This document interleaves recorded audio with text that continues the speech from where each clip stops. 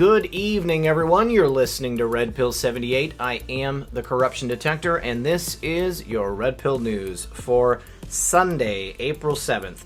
We have had some incredible developments happen this weekend, things having to do with the political prisoner in the Ecuadorian embassy, a story about, again, Ukrainian corruption having to deal with Democrats here in America, as well as more evidence to show that the DNC was responsible for the Russian collusion delusion that has absorbed our country for the last nearly 2 years. Now, we're going to listen to things about these stories and more, but first of all, I do want to say thank you very much to TechnoAxe's royalty-free music. This is a viewer that watches my videos, and he also has a channel where you can download your own royalty-free music, and I got this song from him. I'm going to go through, and I'm going to continue to use songs from him, especially at times when it's appropriate, but this is the first one that caught my ear, and this is the kind of stuff that I'm into. So, thank you very much, TechnoAxe. But real quick, first, a word from my sponsor, Virtual Shield. Thank you very much, Virtual Shield. Well, we can add Russia to the list of countries that are banning VPNs, along with Belarus, China, Egypt, North Korea, Turkey, and more. VPNs are powerful tools, and they're extremely useful for well-informed citizens. Our right to privacy is pretty important, and that's why I use Virtual Shield. In my experience, it's the easiest and fastest VPN, and their no-log policy protects user anonymity from any potential data breaches. This month, Virtual Shield is offering an Easter special. 40% off all VPN plans and all premium add-ons, including Protection Plus, residential access, monthly maintenance, phone support, and VIP performance plans for as low as $3 a month. You can sign up today for a free trial at virtualshield.com/redpill78 and see what all the hype is about, because you've got nothing to lose. Don't forget, guys, the link is in the description below. You can sign up for your free month and then get 40% off your plan. Well, it's been confirmed. The DNC was in on it. Hillary's campaign manager was pushing the fake Russia story at the DNC convention. The same day, mind you, that the FBI launched their Trump-Russia investigation. What a coincidence. It's amazing sometimes how you can look back and put the pieces together on major events after the ultimate truth has come out. We now know that the Trump-Russia collusion delusion was a lie. But looking back, we see that the entire DNC was in on it from the beginning. On July 25th, 2016, the DNC was kicking off its convention amidst the release of thousands of emails showing that the DNC was working exclusively with the Hillary Clinton campaign in allegedly illegal ways. Bernie Sanders never had a chance, and the DNC chair, Debbie Washing Machine Schultz, resigned on July 28th in shame during what was to be her pinnacle moment as chair. During the same time as the convention was kicking off, with hindsight, something startling was happening. The DNC started sharing the false Russia narrative that morphed into Trump-Russia collusion. Per CBS News at the time, the U.S. believes that people working for the Russian government are behind the hack of internal emails at the Democratic National Committee, officials confirmed Tuesday to CBS News. A U.S. intelligence official told CBS News that the signature of the breach is Russian, and the U.S. government has identified methods and techniques used by Russians in past hacks that mirror those used in the DNC incursion. We understand how hack groups use the internet to attack. The pattern and launch point used before by Russians is similar to the DNC attack, the official said. A cyber analyst quoted by the Associated Press, Michael Buratowski, with Fidelis Cybersecurity, which investigated the attack, said he was near certain that Russia was the culprit. Based on the use by the hackers of Russian internet addresses, Russian language keyboards, and the time codes corresponding to business hours in Russia, as well as the sophistication of the hack, according to the AP. The official also said that the DNC was told before the convention that something was going on, but they took some time to respond. Hillary Clinton's campaign manager had more to say. Hillary Clinton's campaign manager, Robbie Mook, has said that he believes Russian hackers are behind the disclosure and that they did it to benefit Donald Trump. He cited experts, quoted in the Washington Post and the New York Times, who believe that the Russians have that information. They were the ones that turned it over to the WL organization and other hackers to push out to harm Secretary Clinton and help Donald Trump.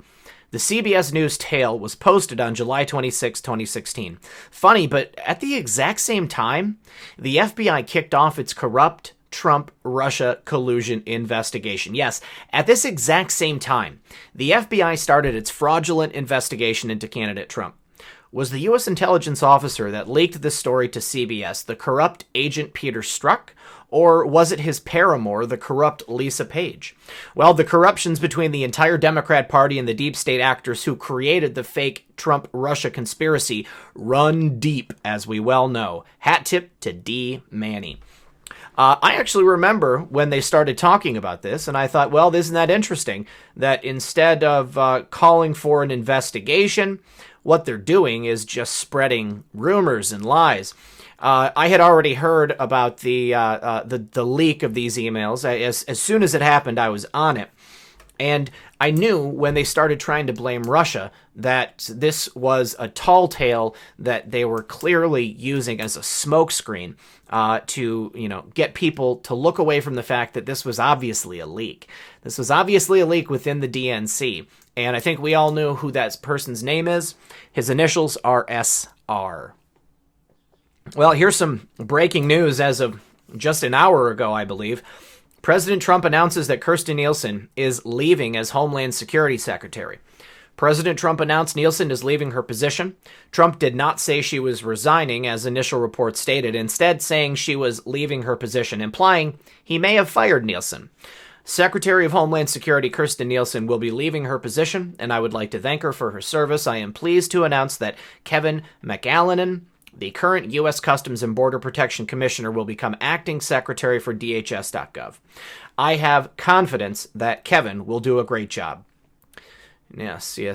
Look at this. She'll be leaving her position. I'd like to thank her for her service. And then we got Kevin coming in. Now, original TGPP report said that CBS News is reporting Secretary Nielsen is expected to resign Sunday during a 5 p.m. meeting at the White House with President Trump. CBS's Paula Reed broke the story on Twitter just after 5 p.m. Eastern Time. And here she is, Paula Reed, saying that two officials telling her that Kirstjen Nielsen was going to resign. There's a picture of Kirstjen Nielsen. Nielsen expected departure is part of a massive DHS overhaul engineered and directed by top Trump advisor Stephen Miller. Yes! According to a senior U.S. official. It's unclear whether Nielsen is deciding to resign voluntarily or whether she's been pressured to resign. Nielsen has served as DHS secretary since December 2017, and questions about how much longer she might have to last have swirled for months as the president continues to articulate his frustrations about illegal immigration. Now, let's see here. This post will be updated. Here's an update. Other White House reporters are scrambling in response to the CBS report. New York Times' Maggie Haberman said that some White House staffers are taking wait-and-see attitude for the outcome of this meeting. Well, CNN's Jake Tapper had to sound off. At that time, her future was unclear. John Roberts, of course, with Fox, just tweeting about the meeting. Well, what do you guys think about this? Personally, I think that for someone who's supposed to be pro-MAGA, the situation with the border, with the illegal immigrants, with the people streaming across, and Secretary Nielsen's response to the caravans has been lukewarm at best. I think that it's high time that President Trump gets an acting secretary in there so that they can carry out his wishes and fulfill the MAGA promise for us, because this is serious business here. No border, no country. We need to stop these people from coming through our border. If they want to come to America, they must come legally. Well, Bernie Sanders has said how he feels about felons voting. He wants to let not only felons vote, but people in prison vote. Senator Bernie Sanders this weekend said at a town hall in Iowa that states should give convicted felons currently behind bars the right to vote. Bernie's home state of Vermont and fellow New England state Maine currently allow convicted felons to vote in prison. At a town hall meeting in Muscatine's West Middle School gymnasium Saturday, the socialist Vermont senator was asked whether felons behind bars should have the right to vote, the Des Moines Register reported. In my state, what we do is separate. You're paying a price, you committed a crime, you're in jail. That's bad, he said, but you're still living in American society and you have the right to vote. I believe in that, yes, I do. Bernie Sanders, fellow 2020 Dem hopeful Elizabeth Warren also recently said she supports giving felons released from prison the right to vote. Warren said of felons in prison, "I think that's something we can have more conversation about," the Des Moines Register reported. Iowa and Kentucky allow felons to vote if a governor grants them permission, the newspaper added. The lawless Democrats are looking for another voting bloc, convicted felons in prison, to add to their list of disenfranchised voters, which include illegal aliens, welfare recipients, and minorities. Well, personally, on this subject, I think that if you commit a crime and you serve your time, you pay back society, I honestly don't see why you shouldn't be allowed to vote. Let's say that, maybe in the instance of something being particularly heinous, I don't know. I mean, it's a difficult question, but I think that just allowing people in prison to vote is a really bad idea because, as they say, you're going to have illegals in there. You're going to have people who, would not be able to vote if they were on the outside. So are the prisons going to have the type of system set up where, they're able to calculate for that? To coordinate around people who would otherwise not have the right to vote? I don't know, but I think that this definitely is a Democrat ploy to just give people the right to vote them into office again. What I think is really important is if people have served their time and they get out for something, I really do think they should have the right to vote restored to them. I also think that it would do Republicans a much bigger service for their longevity in office if we were to institute real programs within prison to really rehabilitate people. If we give people something more to do than just go to crime school, because that's, let's face it, prison's a brutal place. It's not supposed to be Club Med, but if you're in prison, you have to be prepping for when you get out of prison. Otherwise, you're just going to have people going back and committing more crimes and just, not adding to the benefit of society. So I think really, President Trump has done some work with prison reform, with sentencing, but I think that there's a lot further that we need to go. And if we can help people integrate back into society with a lot more skills than what they went in with, then I think that we would be doing ourselves a favor across the board. Well, look at this. Here they go again. Another case of Trump derangement syndrome meltdown. TDS. Terminal TDS. A Mexican Trump supporter was assaulted by a psychotic, androgynous liberal in a post office. Why? Because he was wearing a MAGA hat. We even have video of it. Look at this. There it is, screaming at President Trump. A female Mexican Trump supporter was assaulted in a U.S. post office for wearing a MAGA hat by a psychotic, androgynous liberal suffering from Trump derangement syndrome. A female Trump supporter named Paloma took out her phone and began recording when she was insulted by a tolerant liberal inside of a post office in San Diego, California on Saturday. Paloma describes herself as an American-loving activist born in Mexico who came to the U.S. legally when she was 10 years old. The liberal became infuriated when she realized she was being recorded and lunged at the Trump supporter. "Don't touch me, don't touch me, don't touch me," Paloma screamed as the liberal got in her face. "You have no reason to harass me just because I'm wearing a Trump hat. What is wrong with you?" The unhinged liberal demanded to speak to a supervisor, arguing that she has no right to be recorded at the post office. Someone, presumably a post office worker, threatened to call police. At this point, the white liberal called Paloma a racist. Paloma, being a Trump supporter from Mexico, let the liberal have it. The liberal took out her phone, started recording Paloma, and mocked her Hispanic accent. Oh, so tolerant. Then she took a photo of Paloma's address from a piece of mail. Watch Paloma, a proud American citizen from Mexico, stand up to the androgynous bully. Let's take a look. Talk to me and don't record me. Listen. Can you tell her not to record me? That's against the No, you just insulted me. Record me. Don't touch me. Don't touch me. Don't touch I don't me. want to be recorded in Don't here. touch me. I have a right Don't to not touch be me. recorded. I have a right not to be harassed. Government office, I have a right. I have a right not to be harassed. You have no reason to harass me because of my hat. Where's your supervisor? It doesn't matter. You have no reason to harass me just because I'm wearing a Trump hat. Where's your supervisor? What is wrong with you? I didn't harass her. Yes, you did. Yes, you did. Did I say anything? Yes, you did. I saw it. Did I say anything? Yes, you did. You have no standing right reason here. to harass me. Where is the supervisor? He is the president of America and I should wear whatever I want. Legally. Where is your supervisor? Right now, I'm gonna call the cops. Exactly. Call the cops. Do not harass me because of my hat. Call the cops. I don't care if you don't agree with it. I have the right to wear it. Irene. Okay, racist. Okay, racist. I'm a Mexican racist against the white. Yeah, I'm a Mexican racist against the white like you. Yeah, I'm so racist. Listen to your argument. But whatever you do, do not harass me. Do not harass me. You have no right to harass me. I know, public office. And you just laid your hands on me. I don't care what you think. I didn't lay my hands on you. Yeah, you didn't. Don't take you. Look at you. I said don't take me. Look at that. What is wrong with you? No more, please. No more. That's it. Where's my receipt? Let's go. Look at you, harassing people on the street because I'm wearing a hat with the president's name on it. Look at you shaking. Get yourself together, seriously. Look at you. Yeah, look at you. Take my picture and make sure you share it everywhere because I support the president of America. And if you don't agree with that, you should move somewhere else. I am Mexican. Get my address. Got it. You should move somewhere else if you don't like it here. If you don't like America, you should move out of America. Go to Mexico. Go to Central America if you don't like being here. If you don't like who the president is. And don't ever lay a hand on me. You hear me? Don't ever lay a hand on me. Nobody touched you. You psycho. Nobody touched you. I don't care. Record me all you want. I don't care. Nobody touched If I was afraid, I wouldn't be wearing Nobody this hat in the touched middle of you. the street. Nobody for touched people, for you. crazies like you to harass Nobody me. touched you. Psycho.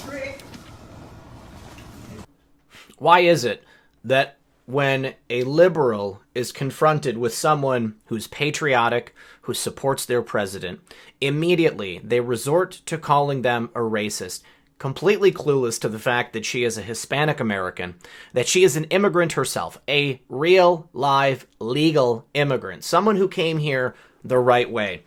All she's doing is wearing a hat. She's showing her respect for our president, and this woman clearly does not understand. Guys, what an amazing day.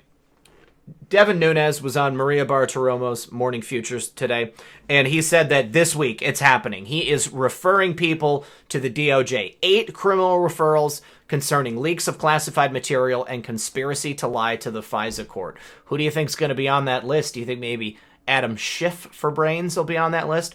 Ranking member of the House Intel Committee, Devin Nunes, told Fox's Maria Bartiromo on Sunday Morning Futures that he is preparing to send 8 criminal referrals to the Justice Department this week concerning leaks of highly classified material and conspiracies to lie to Congress and the House and the FISA court.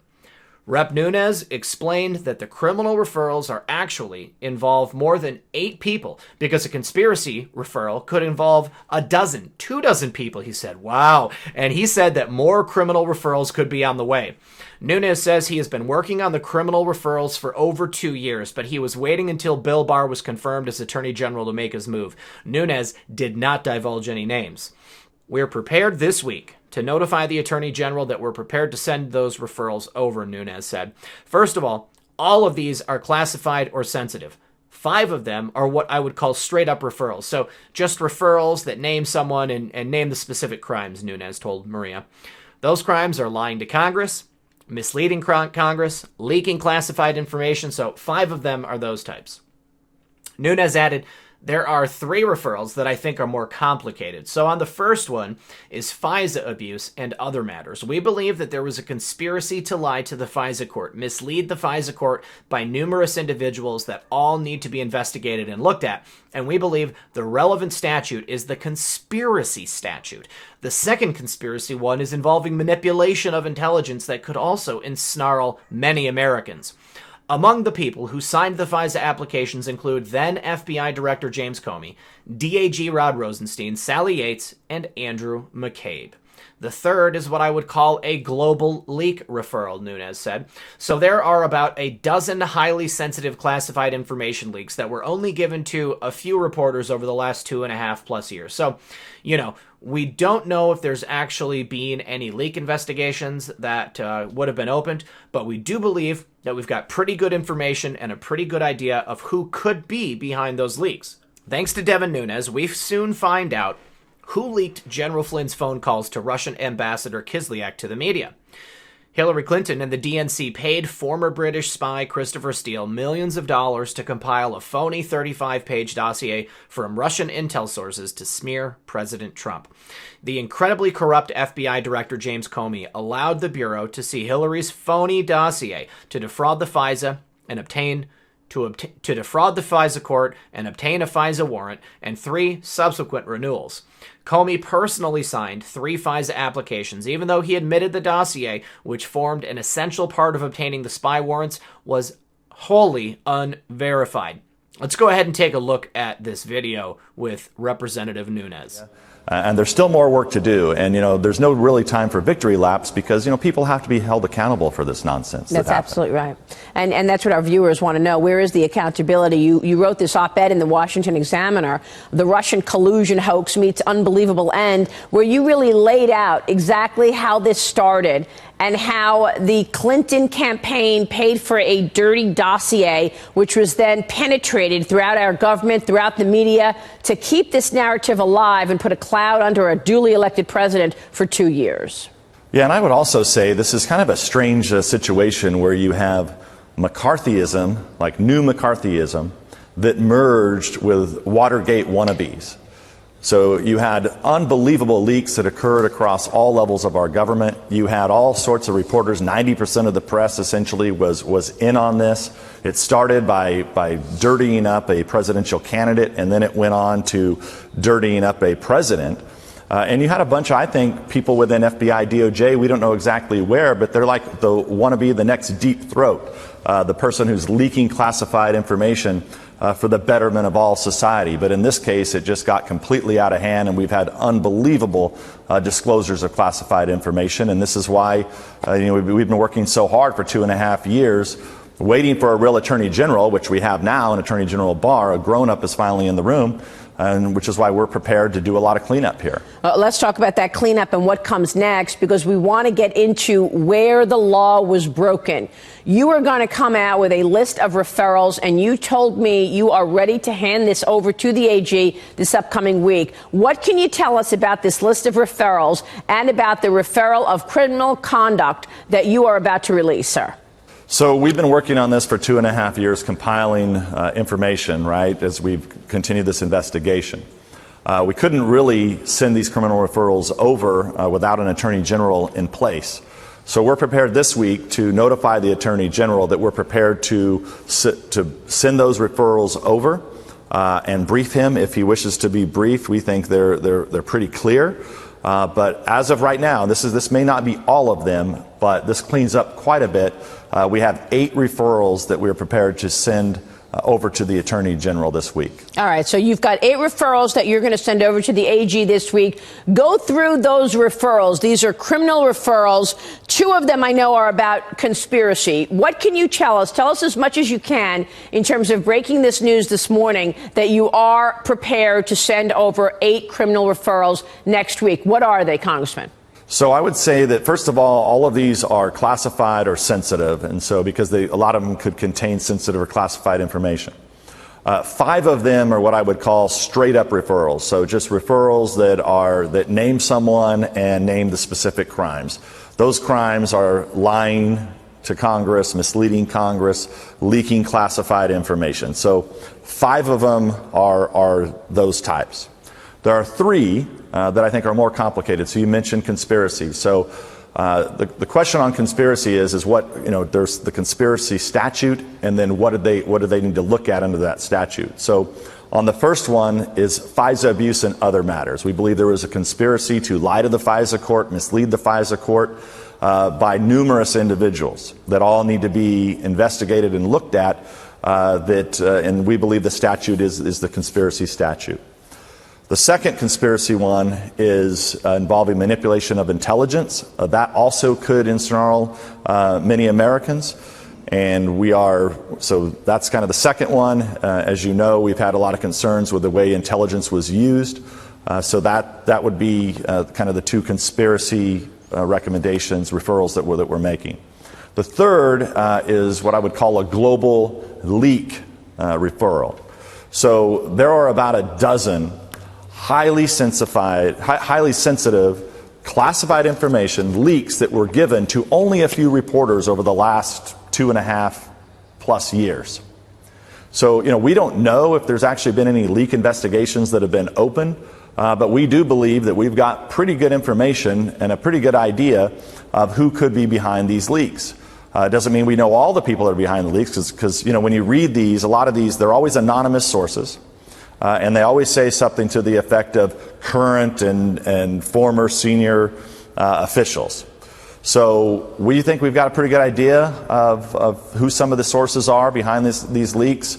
We don't know if the Department of Justice has been looking at these, but there's just been unprecedented things have happened, and I'll just close with this. You had conversations with the President of the United States and the Prime Minister of Australia leak. You had leaks of the President Trump talking to the Mexican president leak. We all know the travesty of General Flynn. Nobody knows where those supposed transcripts came from. So those are just kind of three examples that are absolutely horrific. But there's things that are even worse that were leaked. And there's only a couple, 2 or 3 reporters involved in this, and so it wouldn't be hard to get to the bottom of. But you've got to. So we're prepared to make those 8 referrals this week. So the 2 on conspiracy, the 1 on global leaks, and then 5 that are more specific on lying, leaking, and misleading Congress. Explain to our audience what criminal referral means, because we've been talking about this as well for 2 years, and our audience wants to know where the accountability is. We already know that there was a criminal referral to Andrew McCabe, the number 2 guy at the FBI. So where does that stand? What does that mean that he was criminally referred? He's out on a book tour. So, viewers are saying, well, okay, he was criminally referred, but he's still on his book tour. So what does that really mean for accountability? I think it's a great question, because people get so frustrated. As I am all over, go around the United States of America and in my district, people are frustrated. They're like, why can't you do anything? People have to understand there's 3 branches of government. We're the legislative branch. We don't strap on guns and bring handcuffs out to the crime scene. All we can do is investigate. We can take information from folks. We can interview people. And as everyone knows, that's what we've been doing for 2.5 years. But we don't have the power to arrest or convict. So we have to take these criminal referrals to the Department of Justice with all the information, all the work that we've done. Ask the Department of Justice to take these up. And look, maybe the Department of Justice already has investigations open, and maybe they don't. But they are the investigative arm. Now, it gets more complicated because you have the top officials in the Department of Justice and the FBI that are likely involved in the referrals that we're going to make. So with that said, this is why it's so sensitive, why we want to give this directly to the Attorney General and let him decide how to take these referrals. Then at the same time, just because we have information and the executive branch decides to look at that information, all Americans have the right to a fair trial, and that goes to the judicial branch of our government. So I know it's frustrating, but we have 3 branches of government for a reason, and we have to work within those bounds of the Constitution. Yeah, I think it's impossible to ignore. Some of these are very straight up. I mean, if they're busting people, if the Mueller team was busting people for lying to the FBI, I mean, there's some pretty simple times when people lied to Congress, misled Congress, for the sole purpose of obstructing our investigation. And remember, what we were trying to get to the bottom of, that was that the Department of Justice and the FBI and the Clinton campaign were essentially taking information from Russians.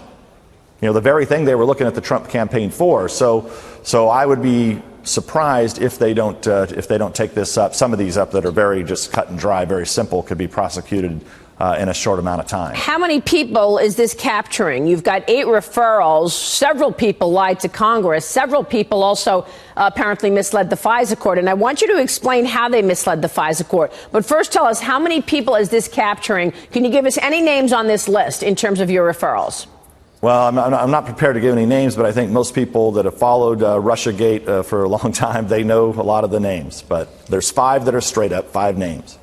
Then there are, when you get to the leaks, we don't know. We think there's only a few people behind these leaks, but there could be multiple people. So on the global leak referral, there could be several individuals.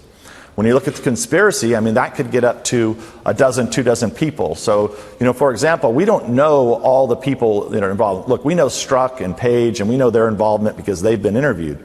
But, there's other people that were above Strzok and below Strzok that have not been interviewed. So we don't know if they're involved in this conspiracy or not. But, one of the things that has been great is we've had so many whistleblowers, so many people over the last 2.5 years that have come, great Americans who have come and said, look, this isn't right, and you guys have to get to the bottom of it. And it's been an unbelievable investigation that we've undertaken.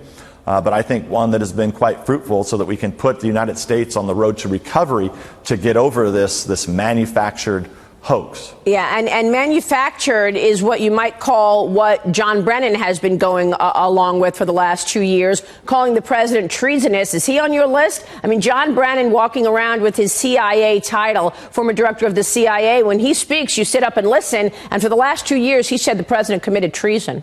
Yeah, well, look, what I would say about all of these former intelligence heads is that this is just not appropriate. I think at some point Congress is going to have to look at these laws and decide, do we really want our former CIA director or DNI director going out publicly, going onto television, getting huge television contracts? I don't know. Maybe we need to look at how this is set up again, because it really puts somebody in a bind if they can be out there, puts Americans in a bind if they can say, I've seen the classified information, and I can tell you there may be a crime there. It's just not right. Congressman, you just broke news on the program that you are sending 8 criminal referrals to the AG next week. 3 of them around conspiracy, lying, leaking. Now, one of them, conspiracy to lie to the FISA court, Congressman. We had on your colleague, Jim Himes, recently, who kept pushing back, saying that there was absolutely no wrongdoing in front of the FISA court. And you say?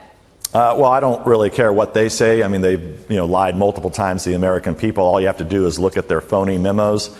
They've had the full support of the media, 90% of the media in this country. They all have egg on their face. And so the fact of the matter remains, is justice going to be served, or is justice going to be denied? And that's why we're sending over these criminal referrals. So, there's so much left. Remember, the American people have only seen the pieces that have been declassified so far that we were luckily been able to make classified and let the American people know about how the FISA court was abused. There's still more information. I've said this before. This was their insurance policy. A lot of people think the insurance policy was just the overall investigation of the Trump campaign. It's actually much more conspiratorial than that. That's left behind there. There was exculpatory information. We've talked about it on your show many times. So, look, Maria, if you take what the Democrats have said throughout the last 2.5 years, there's only one thing that you can be certain of, and that is whatever they tell you is wrong or a lie, or they actually mean the opposite. Now, I know that this was a lengthy interview, you guys, and I even cut some of it out, but it was just so full of excellent information. It really goes into detail, and Devin Nunes does a great job in telling us why this has taken so long, why the wheels of justice turn so slowly. And again, the legislative branch is not the one who actually brings the charges. They needed to wait for an attorney general who could essentially take action. And now that we have someone in office who's actually able to do that, they can bring all of this information to him, and now we're going to see the wheels start to go a lot faster. Devin Nunes is a hero as far as I'm concerned, and I am so grateful to have him in Congress. He's really done a great job. He's exhaustive. He has a great attention to detail. And the fact that he's been working on this for 2.5 years, putting all of this information together, and now taking it to the Attorney General, we honestly are going to see movement on this stuff. There is absolutely no way, just as Devin Nunes stated, this cannot be ignored. We will not see this information be ignored at this point by the new Attorney General. He is beholden to the rule of law. William Barr is our guy. Now, next, an article from Sarah Carter on her website, sarahacarter.com. And incidentally, this was sent over to me by my friend Rosanna on Twitter. John Solomon found out some disturbing information. Apparently, Ukrainian prosecutors say that the U.S. Justice Department refused to receive evidence on the Democrats. Wow, not surprised. John Solomon published another blockbuster investigation Sunday on possible alleged interference in the 2016 election involving Ukraine. Ukrainian sources told Solomon that the Trump Justice Department has allegedly not followed up on evidence given to the department by Ukrainian law enforcement officials. Those Ukrainian officials said they have evidence showing that American Democrats, along with allies in Kiev, sought to interfere in the 2016 U.S. elections and obstruct ongoing criminal probes.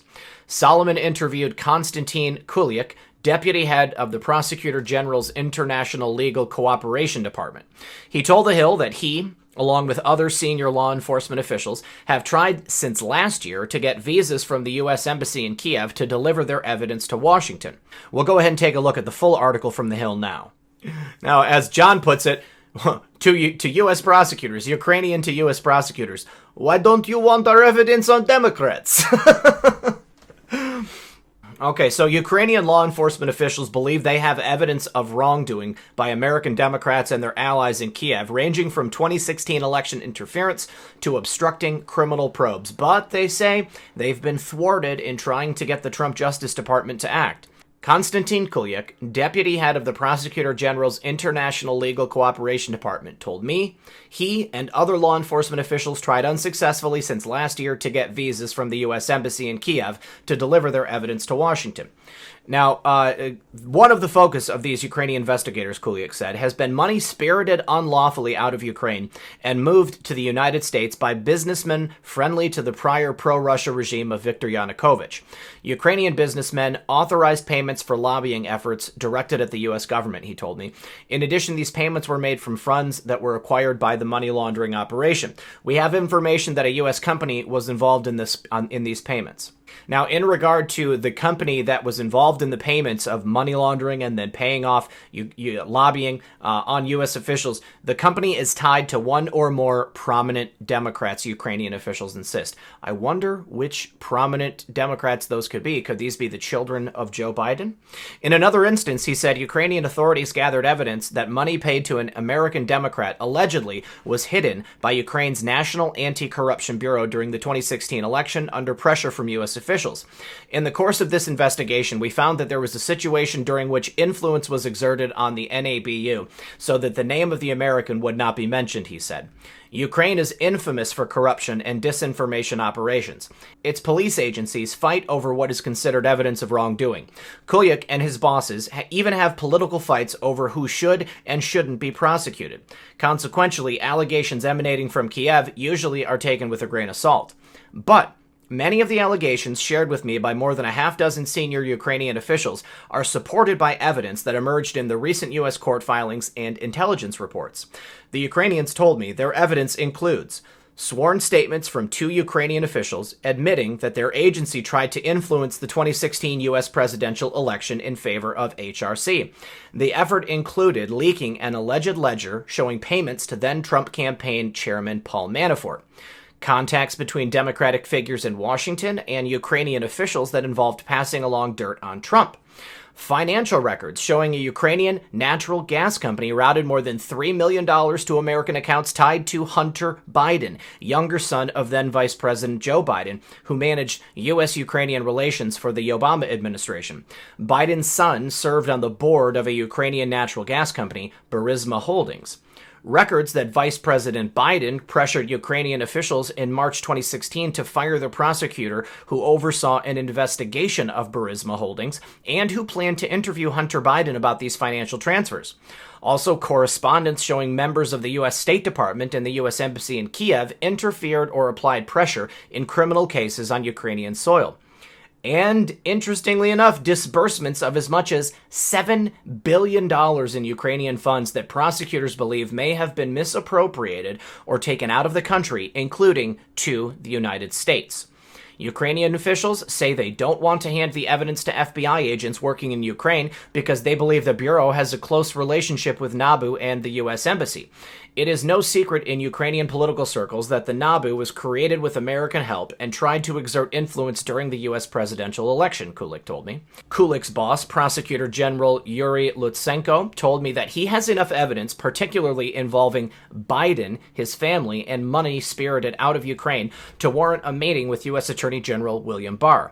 I'm looking forward to meeting with the Attorney General of the United States in order to start and facilitate our joint investigation regarding the appropriation of another $7 billion in U.S. dollars with Ukrainian legal origin, Lutsenko said. I wrote last week that Biden, in 2016, pressured Ukrainian President Petro Poroshenko to fire Ukraine's top prosecutor, Viktor Shokin, who was investigating Burisma. Kulik confirmed Ukraine is investigating the alleged incident. We have evidence and witnesses stating that Joe Biden applied pressure on Ukrainian law enforcement to stop the investigation. Ukrainian officials have gone public in recent days with their frustrations after months of trying to deliver the evidence quietly to the Trump Department of Justice fizzled. Unable to secure visas from the U.S. Embassy, some Ukrainian law enforcement officials sought backdoor channels, Kulik said. One of those avenues involved reaching out last fall to a former federal prosecutor from the George W. Bush years, according to interviews. He delivered a written summary of some of the Ukrainian allegations to the U.S. Attorney's Office in Manhattan, along with an offer to connect U.S. investigators with individuals purporting to have the evidence. There was no response or follow-up, according to multiple people directly familiar with the effort. More recently, President Trump's private attorney Rudy Giuliani, a former mayor and former U.S. attorney in New York City, learned about some of the allegations while, on behalf of the Trump legal team, he looked into Ukrainian involvement in the 2016 election. Since then, Lutsenko and others have talked with other American lawyers about helping to file U.S. legal action to recover money they believe was wrongly taken out of their country. It's like no one at the DOJ is listening. There's some compelling evidence that should at least be looked at, evaluated, but the door seems shut at both state and justice, said an American who has been contacted for help and briefed on the evidence. State Department officials declined to address whether they denied or slow-walked visas for Ukrainian officials. Visa records are confidential under U.S. law, therefore we cannot discuss the details of individual visa cases, a department spokesperson said. Of course they did. Ukraine's evidence, if true, would mark the first documented allegation of Democrats receiving assistance from a foreign power in their efforts to help Clinton win the 2016 election.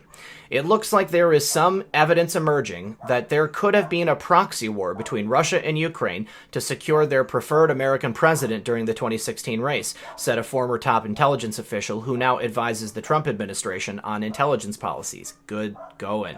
There is public source information in Ukraine and in the United States that gives credence to some of what Ukrainian prosecutors allege. A court in Ukraine formally concluded that law enforcement officials there illegally tried to intervene in the 2016 U.S. election by leaking documents of Manafort's business dealings after he was named Trump's campaign chairman. And a Ukrainian parliamentarian released a purported tape recording of a top Ukrainian law enforcement official bragging that he was responsible for the leak and was trying to help Clinton win.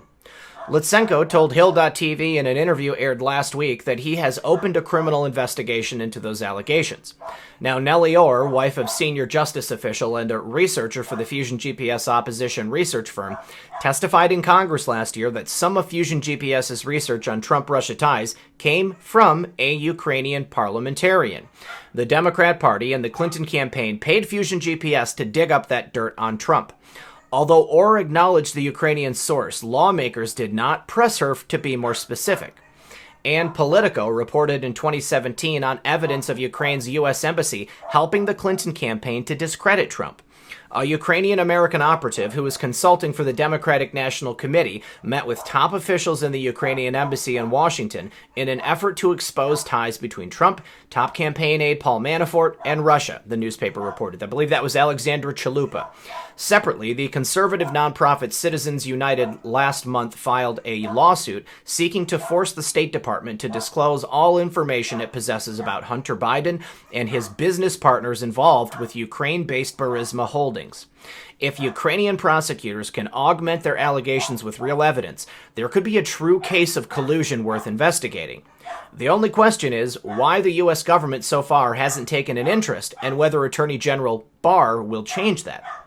Very, very interesting. This Ukrainian collusion case is getting more and more fleshed out by the day. Based on Joe Biden's own words, it's obvious that he put pressure on the Ukrainian government. And Alexandra Chalupa, in her own words, was working with the embassy to try to expose dirt on Trump. This is a clear connection between several Democrats and the Ukrainian government, not to mention the misappropriation of billions of dollars. Why do you think there was the Euromaidan protests and the essential overthrow of the Ukrainian government at that time? Immediately after that, Joe Biden sent his son into Ukraine and they stole away with that money.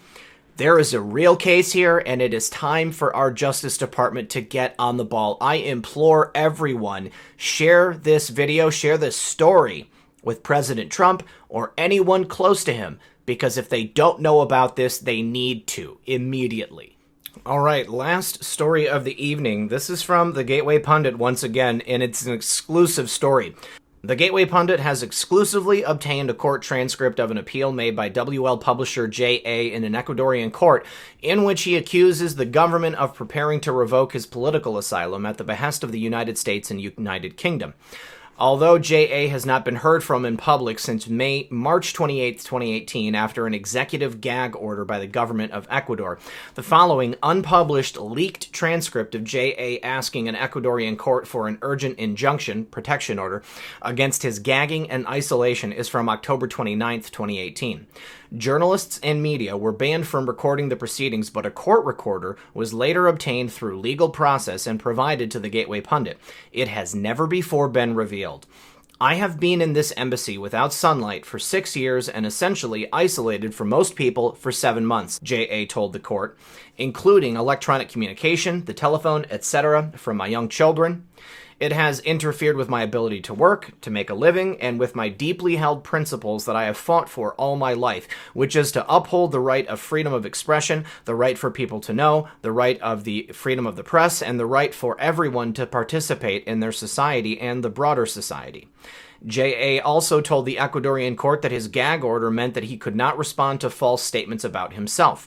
Due to my isolation, I have not been able to participate in the debates occurring around me, and that has resulted in a climate of libel and fake news that might be expected for someone who has been in the business of exposing very large and very powerful corrupt organizations or organizations that abuse human rights. J.A. asserted that members of the Ecuadorian government have been involved in spreading information denigrating his character, something that he said saddened him given how proud he was of becoming an Ecuadorian citizen in 2017. The publisher, who has been nominated for the Nobel Peace Prize for 2019, went on to detail the importance of his work. He specifically highlighted his publication of U.S. diplomatic cables, which revealed hard truths about the wars in Iraq and Afghanistan. There was no allegation that I had done anything other than what a journalist does, just that I have been a rather good one and effective one. The publisher stated that he did not apply for asylum at the embassy to live there. He applied so that he may go and live safely in Ecuador, but that the UK's efforts to arrest him have made that impossible. He went on to highlight the level of interference and security risks he faces at the Ecuadorian embassy in London, where he claimed asylum for the past 7 years. J.A. spoke of signal jammers placed in the embassy to prevent him from making phone calls, as well as repeated attempts by unknown persons to break through his windows at night. He said that someone had even attempted to breach the window in the early hours before his testimony. I am an assassination risk. It is not a joke. It is a serious business, J.A. said. The WL publisher explained that he had claimed asylum on Ecuadorian soil on the basis that the country was a democracy, that it respected the rule of law, that it was not a totalitarian, arbitrary, or dictatorial state.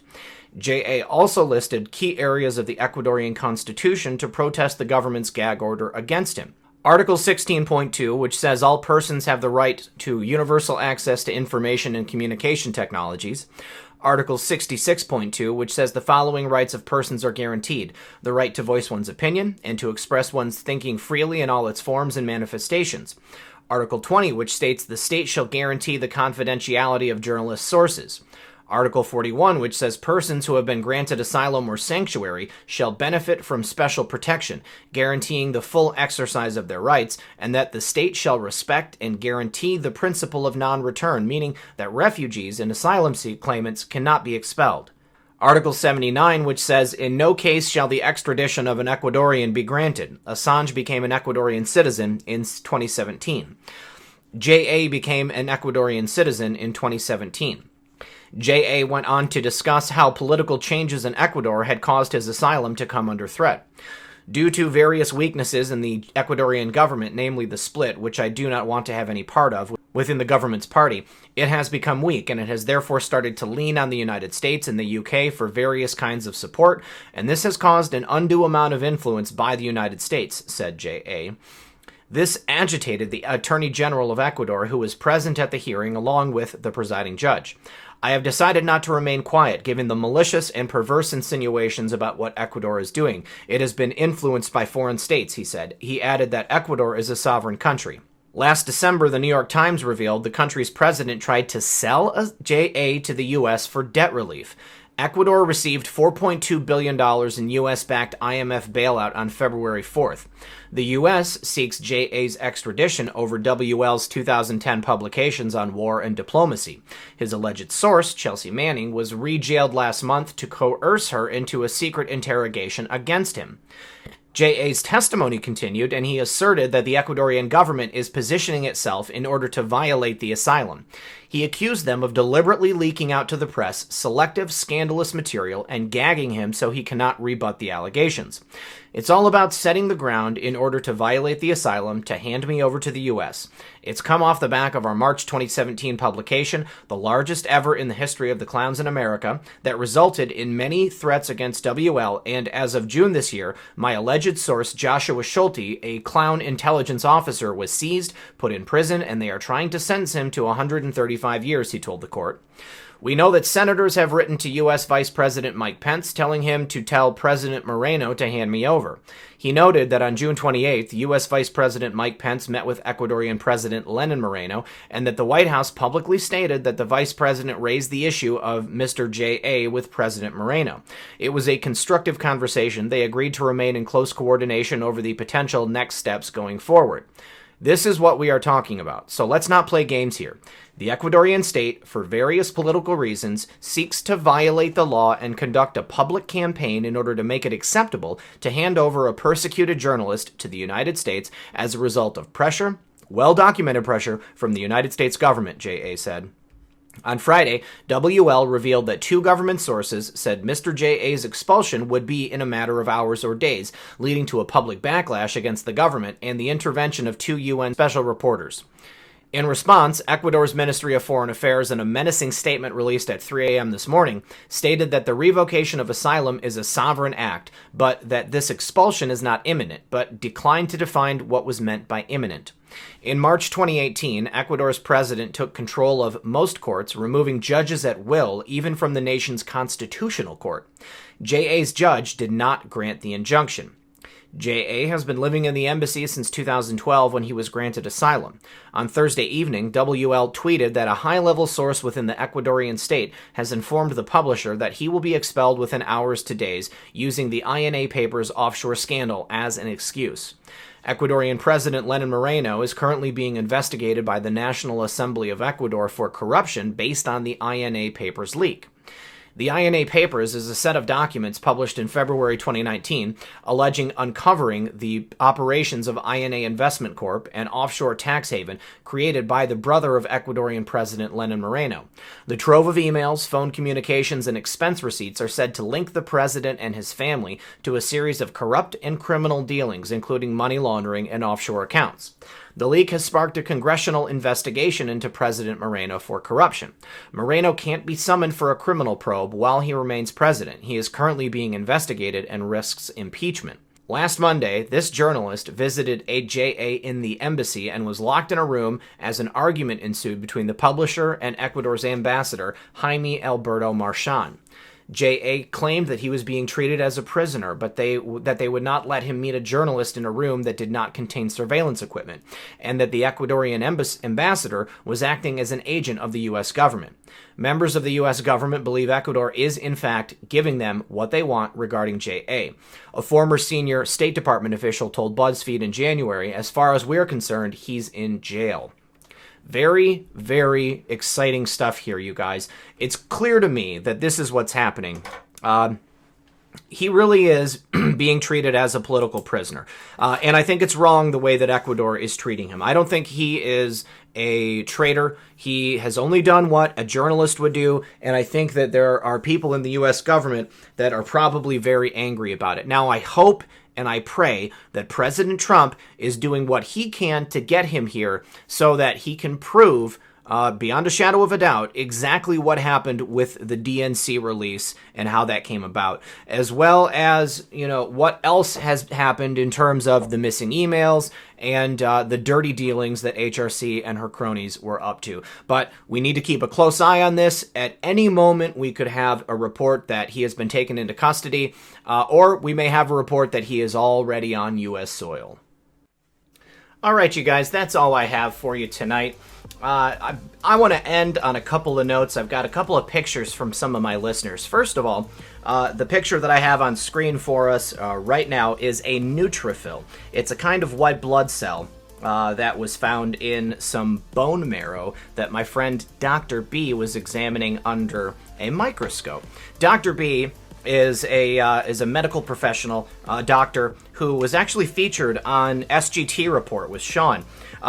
Dr. B and several of her other friends who are doctors are going to be on the program in the very near future, hopefully in the next couple weeks. And we're going to have kind of a medical roundtable. We're going to talk about some issues facing us, as humans, and from a medical professional's point of view. So things that we may have been talking about for a long time and their understanding of them from a very clinical point of view. So I want to thank Dr. B very much for sending this over to me. This is pretty awesome. I think it's obvious to everyone what it looks like. And this was what came up under her microscope. So very, very cool. Sometimes 17 just runs in your blood. And then also, next, I have an image of my friend Daryl Diggs. Daryl is a listener, and he's also someone who ordered himself a yellow vest from our friend Jody.